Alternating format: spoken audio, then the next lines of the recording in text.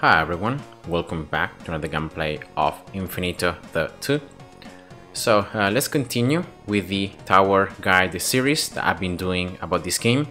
The game has undergone a huge update in the 1.8 update. So now the towers are slightly different than what they were before. So that's why I'm doing a specific video where I cover every single tower, the main strength, weaknesses, how the towers work, the efficiency against enemies, early or late game, and then also taking a look at research and also endless research. So today is going to be the third episode, so it's time for Cannon. And this is actually the very first tower that you unlock in the game, because you actually start the game with basic and sniper already unlocked. So let's jump here into a level, right, and let's take a look at this tower. So first of all, you can see that the base cost, I have research maxed, so this is already reduced compared to when you don't have research. But you can see that the cost is less than a sniper, but higher than a basic tower. Then here, if we go into the information, you can see the stats. So the description of this tower is that fires an explosive round that can damage multiple enemies at once. So this is the very first tower that we get in the game that has crowd damage. And you can see here in these 5 stats, right, that resume the overall stats of the tower. You can see only 2 points out of 5 for range, attack speed, and damage. Then 5 out of 5 for crowd damage, and then 4 out of 5 for agility. The effectiveness against enemies, you can find it right here. So once again, this tower cannot target flying enemies, so no damage to those type of enemies. Then this tower can do 50% more damage to fast and icy enemies, normal amount of damage to regular, healers, venom, and bosses, 50% of damage to armored, constructor, and light enemies, and then only 25% of damage to strong enemies. If we place down this tower, you can find the specific stats right here. Once again, as I said before, these stats are boosted because I have already researched normal research maxed out.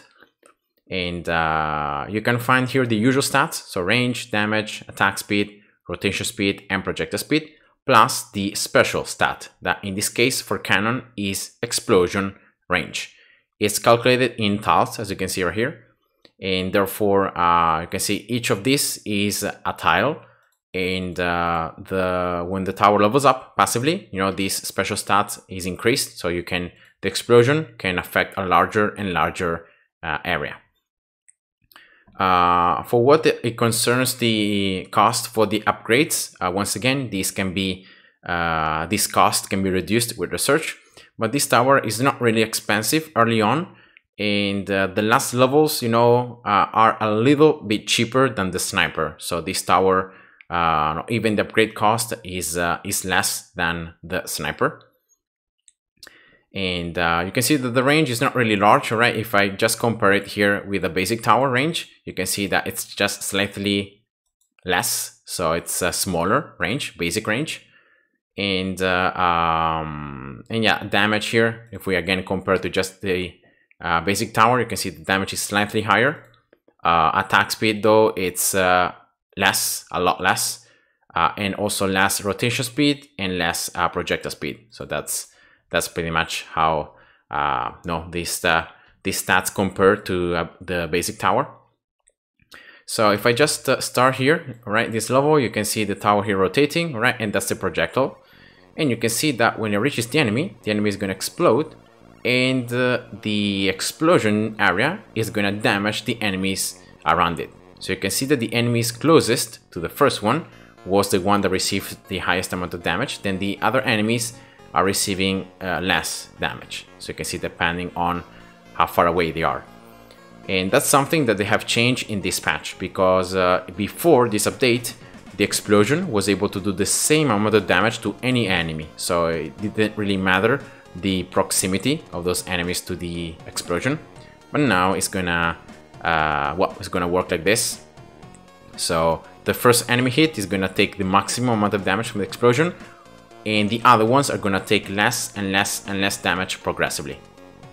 So yeah, that's pretty much how this how the basic stats work. Now taking a look at the abilities, once again you have 3 abilities that you unlock between level 4 and level 7. You can only choose 2 out of these 3. The first one is going to be Shrapnel, so you get these splinters that are going to fly out that can do additional damage. Then right here we have just more range, pretty much like the sniper ability, so just increasing the range. But in this case, because of the fact that the tower has pretty low range by itself, getting that extra range can be quite nice.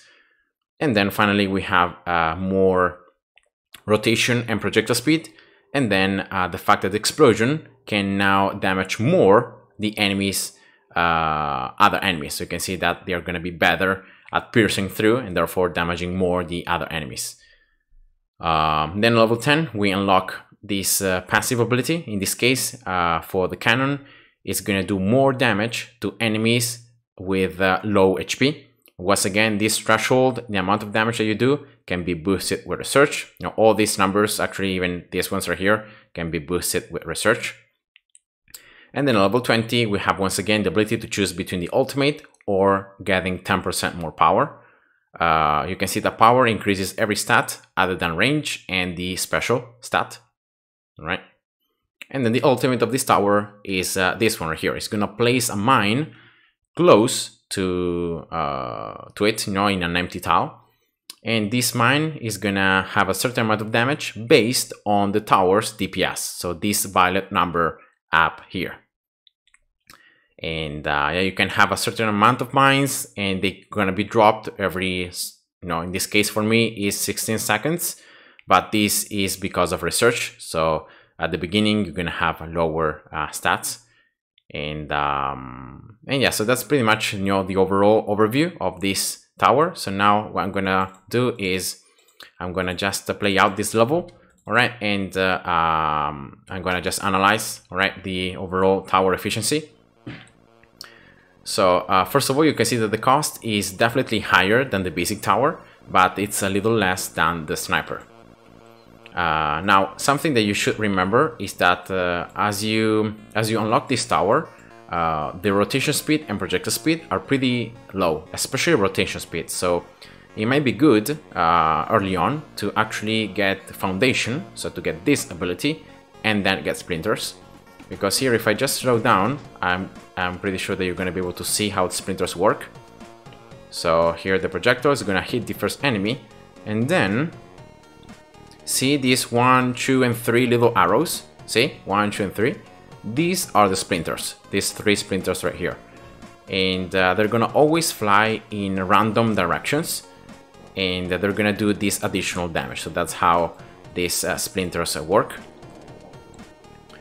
So as I was saying, especially when you don't have much research, probably getting foundation and then shrapnel is better than getting range and shrapnel. But then as you can unlock more research and you start having, a decent rotation speed and projectile speed, then I would say that getting more range and then shrapnel is just better, because the extra efficiency of also the explosions is not that much. So yeah, in my opinion, it's not really worth compared to the extra range that you can get. And you can see here the upgrade cost, it's not that much. It's compared to the sniper, it's slightly less. So yeah, it's pretty cool. Then you can see here the explosion range, the special stat increasing as the tower levels up. And yeah, always, the damage and attack speed do not really increase by much. So the main weakness of this tower is the fact that early on it's going to be quite good, but then for the late waves, when the enemies, are going to start getting hundreds and then thousands of HP, this tower is going to fall off, unfortunately, because the damage is just going to not be there. Yeah, it's going to be low, so you're going to always struggle. And yeah, so the explosion can be useful. You can really combo it with towers like blast towers or icy towers, so towers that can add crowd control to the enemies, and therefore they can make the enemies to be closer to one another, and therefore you can further exploit this, you know, explosion, so doing damage to multiple enemies at once. Always, you know, remember about the tower effectiveness against enemies. So in this case, you know, in this level, there are regular and are strong enemies, and you can see that the tower only deals 25% of damage to these strong enemies, so very low damage, and therefore, as you can see, it's already struggling a lot to destroy these enemies. See here. So despite the insane amount of tramples I'm getting, you know, the fact that the tower is already max upgrade level and is almost level 20, but is struggling a lot against this. And as you can see, 1.49 thousand HP already, they are able to sneak past. And then level 20, so let's just take a look here at how the ultimate works. So in this case for me is 16 seconds, right? The tower is gonna drop this mine, see it right here? That's one mine. And when an enemy goes on top of it, right, it's gonna explode, dealing a certain amount of damage. And once again, remember, this damage is based on research, but also is based on the DPS, so this violet number right here, of the tower. So that's how it works, really, the ultimate. Now, this ultimate, in my opinion, is pretty bad, because I know it's just not worth it. So it's just better to go with more power. So you get even more damage, more attack speed, you know, more overall stats. So yeah, it's just, in my opinion, it's just a bad ultimate. And yeah, that's pretty much it. So I think I've talked all the main strengths and weaknesses about this tower. So this tower is a good tower in the early waves, but then for the late game it's gonna fall off. This tower, yeah, another thing that I forgot to say is that this tower doesn't really require you to place it in a specific spot. So you can place it, for example, like very close to the beginning, like around here, or you can even place it a little further away. It just, it works both ways. So it's not like the sniper that's always better to place it, further away from the beginning. So this tower can be placed closest or maybe a little bit further away. So that's just another thing. And yeah, so this tower, remember, has crowd control, but yeah, that's pretty much it, because the overall damage and DPS is pretty low. And if we go to research, as always, as it happens for every single tower, you can boost every single stat. And the base cost, the upgrade cost, the starting level, the special stat, and then up here the abilities. So yeah, you can really boost everything. And then if we take a look at endless research, you can see that there is something extra that you can unlock. This one right here. You can increase the number of splinters, and therefore that's very good, because splinters just adds that extra damage in terms of AoE other than the explosion. So yeah, it's very good that you can boost the damage of this tower in this way. But overall, I would say that this tower, even if it can be a pretty good way to deal with fast enemies, and with group enemies because of the explosion, but then I wouldn't say that this tower is such a good tower for the late game. So most likely for the late game, you want to sell it and you're gonna place other towers that are just better. And yeah, on endless, of course, you can just boost every single stat even further. So that's that's just it. And yeah, that was my that was the video. So I hope you guys enjoyed, and see ya. Bye bye.